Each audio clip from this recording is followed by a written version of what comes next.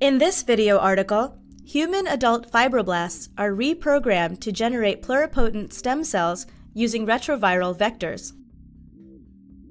First, human fibroblasts are transduced with retroviral vectors encoding the transcription factors OCT3-4, SOX2, KLF4, and c-myc.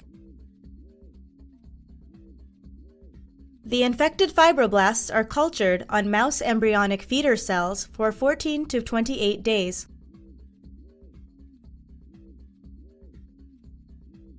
The resulting cultures are stained with TRA-181 antibody to identify colonies of reprogrammed cells.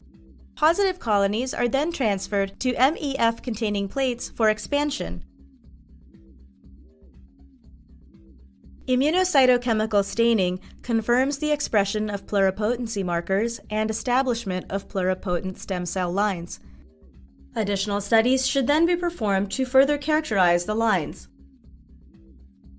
Generally, individuals new to the somatic cells reprogramming and human-induced pluripotent stem cell cultures will struggle because it is difficult to identify the correct hiPSC colonies. Demonstrating the procedure will be Dr. Urszula Polak, a postdoctoral fellow from my laboratory. Begin this procedure by plating Phoenix ampho cells at a density of about 7 to 8 million cells per 10 centimeter plate in 10 milliliters of high glucose DMEM.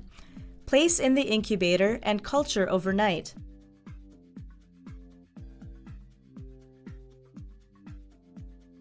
The next day, prepare transfection mixes consisting of 12 micrograms of a vector encoding either